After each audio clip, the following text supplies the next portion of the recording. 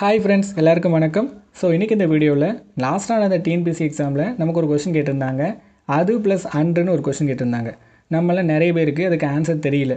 நிறைய பேர் அது வன்றுன்னு போட்டுட்டு வந்துட்டோம், கரெக்டுன்னு நினச்சிட்டு வந்துட்டோம். ஆனால் அதுக்கான ஆன்சர் கீ வந்து அதான்று அப்படின்னு சொல்லி டிஎன்பிஎஸ்சி சைட்லேருந்து கொடுத்துருந்தாங்க. அந்த கொஸ்டின் இடம்பெற்றிருக்கக்கூடிய புத்தகமான தமிழ் சொல்வளம் அப்படிங்கிற புத்தகத்தில் இருந்து முதல் 100 சேர்த்தெழுது கண்டென்ட் மட்டும் பார்க்க போகிறோம். மொத்தமாக இந்த புத்தகத்தில் 400 சேர்த்தெழுதுக இருக்குது. ஸோ எல்லாத்தையும் ஒரே வீடியோவில் பார்த்தா கண்டிப்பாக போர் அடிச்சிடும் இல்லையா? ஸோ அதனால் முதல் 100 மட்டும் பார்க்க போகிறோம். சரி, வாங்க வீடியோக்குள்ளே போகலாம். இந்த முதல் கொஸ்டின் பாருங்கள், என்ன கொடுத்துருக்காங்க? அகம் ப்ளஸ் கண்ணுன்னு கொடுத்துருக்காங்க. இதை சேர்த்து எழுதும்போது அகம் கண்ணுன்னு வரும். சரிங்களா? அகம் ப்ளஸ் கண், அகங்கண் இங்கு வந்திருக்கு, அதை நோட் பண்ணிக்கோங்க. அடுத்து அகம் ப்ளஸ் தன்னுன்னு கொடுத்துருக்காங்க. இதை சேர்த்து எழுதும்போது அந்தன்னு எழுதணும்.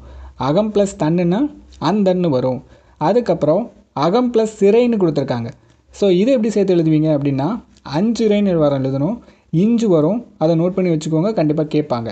அடுத்து அது ப்ளஸ் அன்று, இதை வந்து டிஎன்பிஎஸ்சி லாஸ்ட்டாக நடந்த கொஷினில் கேட்டது இல்லையா? அதான்றுன்னு வரும். ஓகேவா? அடுத்து ஆறு ப்ளஸ் தலை, இது எப்படி எழுதுவீங்க? ஆறு தலைன்னு எழுதணும். அதுக்கப்புறம் எஃது ப்ளஸ் பெரிது, இது எப்படி எழுதுவீங்கன்னா எஃது பெரிதுன்னு எழுதணும். அதுக்கப்புறம் வரகு ப்ளஸ் சிறிது, இதை சேர்த்து எழுதும்போது வரகு சிறிதுன்னு எழுதணும். வரகு ப்ளஸ் சிறிது, வரகு சிறிது. அதுக்கப்புறம் வந்து ப்ளஸ் தந்தான், வந்து தந்தான் எழுதணும். வந்து ப்ளஸ் தந்தான், வந்து தந்தான். அதுக்கப்புறம் எய்து ப்ளஸ் பொருள், இது ரெண்டையும் சேர்த்து எழுதும்போது எந்த மாற்றமும் நடக்காது, அப்படியே எழுத வேண்டியதான். எய்து பொருள்னு எழுதணும். அடுத்து அலன் ப்ளஸ் குடம், இதை சேர்த்து எழுதும்போது அலக்குடம்னு எழுதணும். இக்கு வரும், அங்கே வந்து இன் கெட்டுரும். சரிங்களா? அடுத்தது கல் ப்ளஸ் தீதுன்னு கொடுத்துருக்காங்க. இதை சேர்த்து எழுதும்போது கக்ரீதுன்னு எழுதணும். கல் ப்ளஸ் தீது, கக்ரீது. அதுக்கப்புறம் முள் ப்ளஸ் தீதுன்னு கொடுத்துருக்காங்க. இதை சேர்த்து எழுதும்போது முக்டீதுன்னு எழுதணும். டீ வருது, நோட் பண்ணிக்கோங்க. அதுக்கப்புறம் புளி ப்ளஸ் சிறிது, சேர்த்து எழுதும்போது ஒரு எழுவாக இருக்கிறதுனால அப்படியே சேர்ந்துடும், புளி சிறிதுன்னே வரும். சரிங்களா?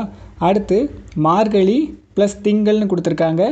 இது ரெண்டையும் சேர்த்து எழுதும்போது இத் அப்படிங்கிற ஒரு டேர்ம் இருக்கும், மார்கழி திங்கள்னு வரும். சரிங்களா? அதை நோட் பண்ணி வச்சுக்கோங்க.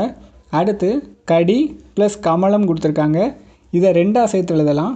ஒன்று கடிகமலம், இன்னொன்று கடிக்கமலம்னு எழுதணும். ஸோ ஒன்று கடிகமலம், இன்னொன்று கடிக்கமலம். அதுக்கப்புறம் மண் ப்ளஸ் பெரிது, ஸோ இது எப்படி சேர்த்து எழுதுவீங்க? அப்படியே எழுதிட வேண்டியதான், மண் பெரிதுன்னு எழுதுங்க. அதுக்கப்புறம் சாத்தன் ப்ளஸ் தந்தைன்னு கொடுத்துருக்காங்க. இதை சேர்த்து எழுதும்போது சாத்தந்தைன்னு எழுதணும், சாத்தந்தை. சரிங்களா? அதுக்கப்புறம் கொற்றன் ப்ளஸ் தந்தை, இதை சேர்த்து எழுதும்போது எப்படி எழுதுவீங்க? கொற்றந்தைன்னு எழுதணும். கொற்றன்